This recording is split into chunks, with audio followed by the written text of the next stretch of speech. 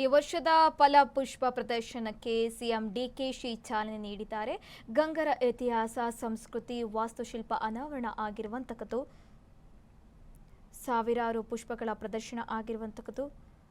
ಸ್ವಾತಂತ್ರ್ಯ ದಿನದ ಅಂಗವಾಗಿ ನಗರದ ಸಸ್ಯಕಾಶಿ ಲಾಲ್ಬಾಗ್ನಲ್ಲಿ ಆಯೋಜಿಸಿರುವ 220ನೇ ಫಲಪುಷ್ಪ ಪ್ರದರ್ಶನಕ್ಕೆ ಮುಖ್ಯಮಂತ್ರಿ ಡಿಕೆ ಶಿವಕುಮಾರ್ ಅವರು ಚಾಲನೆ ನೀಡಿರುವಂತಹದ್ದು. ಈ ಬಗ್ಗೆ ಸ್ಥಳೀಯರು ಕೂಡ ಮಾತನಾಡಿದ್ದಾರೆ. ಬನ್ನಿ ನೋಡ್ಕೊಂಬರೋಣ. ಮೇಡಮ್ ತುಂಬ ಚೆನ್ನಾಗಿದೆ. ನಾವು ವರ್ಷ ಬರ್ತಿರ್ತೀವಿ, ಯಾವುದು ಮಿಸ್ ಮಾಡೋಕ್ಕೆ ಹೋಗಲ್ಲ. ರಿಪಬ್ಲಿಕ್ ಡೇ, ಇಂಡಿಪೆಂಡೆನ್ಸ್ ಡೇ ಎಲ್ಲ ನೋಡ್ತಿರ್ತೀವಿ. ಬಂದಾಗೆಲ್ಲ ಒಂದೊಂದು ಈ ಥರ ಥೀಮಲ್ಲಿ ರೆಡಿಯಾಗಿ ಬರ್ತಿರ್ತೀವಿ. ಇದು ಯಾರೂ ನಮ್ಮನ್ನು ಹೈರ್ ಮಾಡಿಲ್ಲ, ನಾವು ಸ್ವಯಂ ಪ್ರೇರಿತರಾಗಿ ರೆಡಿಯಾಗಿ ಬಂದಿದ್ದೀವಿ. ನಮಗೆ ತುಂಬ ಇಷ್ಟ ಈ ಥರ ಡ್ರೆಸ್ಅಪ್ ಆಗಲಿಕ್ಕೆ ಅಂತ ಹೇಳಿ. ಇದು ಸ್ವಾತಂತ್ರ್ಯ ದಿನೋತ್ಸವದ ಪ್ರಯುಕ್ತ ಫಲಪುಷ್ಪ ಪ್ರದರ್ಶನ ಇರೋದ್ರಿಂದ ಅದಕ್ಕೆ ರಿಲೇಟೆಡ್ ಆಗಿ ನಾವು ಅಡ್ವಾನ್ಸ್ ಆಗಿ ಈ ಥರ ರೆಡಿಯಾಗಿ ಬಂದಿದ್ದೀವಿ. ನನ್ನ ಹೆಸರು ನಿಶಾ ಪ್ರಮೋದ್ ನಾಯ್ಡು ಅಂತ, ಮಾರತಳ್ಳಿಯಿಂದ ಬಂದಿದ್ದೀನಿ. ಅವಳು ನಾನಿಬ್ಬರು ಚೈಲ್ಡ್ಹುಡ್ ಫ್ರೆಂಡ್ಸು. ನಾವು ವರ್ಷ ಬರ್ತೀವಿ. ಮ್ಯಾಮ್ ತುಂಬ ಖುಷಿ ಆಗ್ತಾ ಇದೆ. ಎಲ್ಲೆಲ್ಲೂ ಯಾವುದ್ಯಾವುದೋ ಪ್ಲೇಸ್ಗಳಿಂದ ಆದಷ್ಟು ಎಲ್ಲ ಥರದ ಫಲಪುಷ್ಪಗಳನ್ನ ಇಲ್ಲಿ ತಂದು ತೋರಿಸ್ತಾ ಇದ್ದಾರೆ. ಆ್ಯಂಡ್ ಕಣ್ಣುಗಳಿಗೆ ಹಬ್ಬ ಅಂತ ಹೇಳ್ಬೋದು, ಅಷ್ಟು ಕಲರ್ಫುಲ್ ಆಗಿದೆ. ಆ್ಯಂಡ್ ನನಗೆ ಗಂಗಾ ಸಾಮ್ರಾಜ್ಯ ಅನ್ನೋದೇ ಅಷ್ಟು ಗೊತ್ತೇ ಇರಲಿಲ್ಲ. ಬಟ್ ಇಲ್ಲಿ ಲಾಲ್ಬಾಗಿಂದ ಅದನ್ನು ಇಂಟ್ರೊಡ್ಯೂಸ್ ಮಾಡಿದ್ದಾರೆ. ಇದೇ ಥರ ಹೊಸವಾದ ವಿಭಿನ್ನವಾದದ್ದು ನಮ್ಮ ಕರ್ನಾಟಕದಲ್ಲಿ ಏನೇನಿದೆ, ಆಮೇಲೆ ಹಳೆ ಸಾಮ್ರಾಜ್ಯದ ಬಗ್ಗೆ ಎಲ್ಲ ಇಂಟ್ರೊಡ್ಯೂಸ್ ಮಾಡಿದ್ರೆ ನೆಕ್ಸ್ಟ್ ಪೀಳಿಗೆಗೂ ಅದು ತುಂಬಾ ಯೂಸ್ ಆಗುತ್ತೆ ಅಂತ ಹೇಳೋಕ್ಕೆ ಇಷ್ಟಪಡ್ತೀನಿ. ಬಟ್ ತುಂಬಾ ಚೆನ್ನಾಗಿದೆ, ಭಾಳನೇ ಅಂದವಾಗಿದೆ. ಆ್ಯಂಡ್ ಆ ಸಾಮ್ರಾಜ್ಯ ನೋಡೋಕ್ಕೆ ಒಂದು ಚಂದ ಅಂದವಾಗಿದೆ. ಮ್ಯಾಮ್ ತುಂಬ ಖುಷಿ ಆಗ್ತಾ ಇದೆ. ಹಾರ್ಟಿಕಲ್ಚರ್ ಡಿಪಾರ್ಟ್ಮೆಂಟ್ ಅವರಿಗೆ ಮತ್ತು ಗೌರ್ಮೆಂಟ್ ಆಫ್ ಕರ್ನಾಟಕ ಅವರು ತುಂಬ ಒಳ್ಳೆ ಇದು ಆಯೋಜನೆ ಮಾಡಿದ್ದಾರೆ. ಈ ಲಾಲ್ಬಾಗ್ನಲ್ಲಿ ಗ್ಲಾಸ್ ಇದರಲ್ಲಿ ಒಂದು ವರ್ಷ ಒಂದು ಥೀಮ್. ಈ ಟೈಮ್ ಗಂಗಾ ಡೈನಾಸ್ಟಿ ಮತ್ತು ಗಂಗಾ ಇದ್ರ ಬಗ್ಗೆ ಇದು ಮಾಡಿದ್ದಾರೆ. ಒಳ್ಳೆ ಎಜುಕೇಷನು ಇದೆ. ಹೂಗಳ ಬಗ್ಗೆನೂ ಮಕ್ಕಳು ತಿಳ್ಕೊಬೋದು. ಹಿರಿಯರಿಂದ ಮಕ್ಕಳೆಲ್ಲರೂ ಒಂದು ಒಳ್ಳೆಯ ಅನುಭವ ಪಡಿಬೋದು. ಇನ್ನು ಈ ಬಗ್ಗೆ ನಮ್ಮ ಪ್ರತಿನಿಧಿ ದೀಪಾ ನಡೆಸಿರುವ ವಾಕ್ ಥ್ರೂ ಇದೆ, ಬನ್ನಿ ನೋಡ್ಕೊಂಬರೋಣ.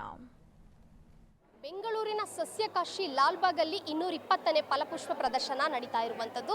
ಸದ್ಯ ನಾನೀಗ ಬೆಂಗಳೂರಿನ ಸಸ್ಯಕಾಶಿ ಲಾಲ್ಬಾಗಲ್ಲಿ ಇರುವಂಥದ್ದು. ನೀವು ದೃಶ್ಯಾವಳಿಯಲ್ಲಿ ಗಮನಿಸ್ತಾ ಇರ್ಬೋದು. ಈ 1000 ವರ್ಷಗಳ ಈ ಗಂಗಾ ಸಾಮ್ರಾಜ್ಯದ ವೈಭವವನ್ನು ಬಣ್ಣದ ಹೂಗಳ ಮೂಲಕ ಅನಾವರಣಗೊಳಿಸೋದಕ್ಕೆ ಲಾಲ್ಬಾಗ್ ಸಜ್ಜಾಗಿರುವಂಥದ್ದು. ಪ್ರತಿ ಬಾರಿ ಒಂದೊಂದು ಐತಿಹಾಸಿಕ ಥೀಮ್ ಆಯ್ಕೆಯನ್ನು ಮಾಡುವಂತಹ ತೋಟಗಾರಿಕಾ ಇಲಾಖೆ ಈ ಬಾರಿ ಗಂಗಾ ಅರಸರ ಇತಿಹಾಸವನ್ನು ಕೇಂದ್ರವಾಗಿಟ್ಟುಕೊಂಡು ಗಾಜಿನ ಮನೆಯನ್ನು ಸಿಂಗರಿಸಿರುವಂಥದ್ದು. ಇಲ್ಲಿ ನೋಡಿದರೆ ಕೇವಲ ಹೂಗಳ ಅಲಂಕಾರ ಮಾತ್ರ ಅಲ್ಲ, ಇತಿಹಾಸವೇ ಜೀವಂತವಾಗಿ ಕಣ್ಮುಂದೆ ಬಂದಂತೆ ಅನುಭವ ಆಗ್ತಾ ಇರುವಂಥದ್ದು. ಈ ಬಾರಿ ಪ್ರದರ್ಶನದ ಪ್ರಮುಖ ಆಕರ್ಷಣೆ ಅಂದರೆ ಈ ಗಾಜಿನ ಮನೆಯೊಳಗೆ ನಿರ್ಮಿಸಿರುವಂತಹ ಗಂಗಾ ಸಾಮ್ರಾಜ್ಯದ ಪ್ರತಿರೂಪ ಅಂತಲೇ ಹೇಳ್ಬೋದು.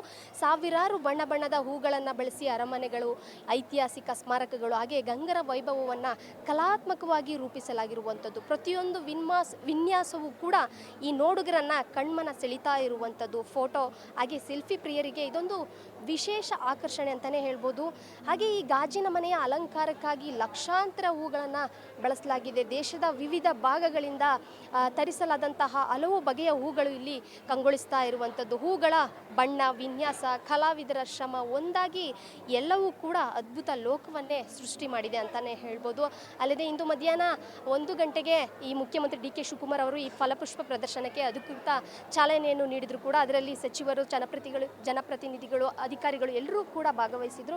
ಇನ್ನು ಈ ಫಲಪುಷ್ಪ ಪ್ರದರ್ಶನ ಆಗಸ್ಟ್ 6ರಿಂದ 17ರವರೆಗೂ ಕೂಡ ಒಟ್ಟು 12 ದಿನಗಳ ಕಾಲ ನಡೆಯಲಿರುವಂತಹ ಈ ಪ್ರದರ್ಶನಕ್ಕೆ ರಾಜ್ಯದ ವಿವಿಧ ಜಿಲ್ಲೆಗಳಷ್ಟೇ ಅಲ್ಲ, ದೇಶದ ಬೇರೆ ರಾಜ್ಯಗಳಿಂದಲೂ ಕೂಡ ಪ್ರವಾಸಿಗರು ಆಗಮಿಸುವಂತಹ ನಿರೀಕ್ಷೆ ಇರುವಂಥದ್ದು. ಪ್ರತಿದಿನ ಸಾವಿರಾರು ಮಂದಿ ಭೇಟಿಯನ್ನು ನೀಡಲಿದ್ದು ಒಟ್ಟಾರೆಯಾಗಿ 10ರಿಂದ 11 ಲಕ್ಷಕ್ಕೂ ಅಧಿಕ ಜನರು ಈ ಫಲಪುಷ್ಪ ಪ್ರದರ್ಶನವನ್ನು ವೀಕ್ಷಿಸುವಂತಹ ಸಾಧ್ಯತೆ ಕೂಡ ಇರುವಂಥದ್ದು. ಅಲ್ಲದೆ ಈ ಬಾರಿ ಶಾಲಾ ಮಕ್ಕಳಿಗೂ ಕೂಡ ವಿಶೇಷ ಅವಕಾಶವನ್ನು ಕಲ್ಪಿಸಲಾಗಿರುವಂಥದ್ದು. ಪ್ರದರ್ಶನದ ಸಂಪೂರ್ಣ ಅವಧಿಯಲ್ಲೂ ಕೂಡ ಈ ಶಾಲಾ ಮಕ್ಕಳಿಗೆ ಉಚಿತ ಪ್ರವೇಶವನ್ನು ನೀಡಲಾಗ್ತಿದೆ. ಈ ಇತಿಹಾಸ ಮತ್ತು ಈ ಪ್ರಕೃತಿಯ ಸೌಂದರ್ಯವನ್ನು ಒಂದೇ ಸ್ಥಳದಲ್ಲಿ ಅನುಭವಿಸೋದಕ್ಕೆ ಈ ಅವಕಾಶ ಒಂದು ರೀತಿಯಲ್ಲಿ ದೊರೆಯಲಿದೆ ಅಂತಲೇ ಹೇಳ್ಬೋದು. ಇನ್ನು ಈ ಗಾಜಿನ ಮನೆಯಷ್ಟೇ ಅಲ್ಲ, ಈ ಲಾಲ್ಬಾಗ್ನ ವಿವಿಧ ಭಾಗಗಳಲ್ಲಿ ವೈವಿಧ್ಯಮಯ ಹೂಗಳ ಅಲಂಕಾರ ಆಗಿರ್ಬೋದು, ಅಪರೂಪದ ಸಸ್ಯಗಳಾಗಿರ್ಬೋದು, ಹೂವಿನ ಕಲಾಕೃತಿಗಳನ್ನು ಪ್ರದರ್ಶಿಸಲಾಗ್ತಿದೆ. ಎಲ್ಲರೂ ಕೂಡ ಅವರ ಕುಟುಂಬ ಸಮೇತರಾಗಿ ಈ ಫಲಪುಷ್ಪ ಪ್ರದರ್ಶನಕ್ಕೆ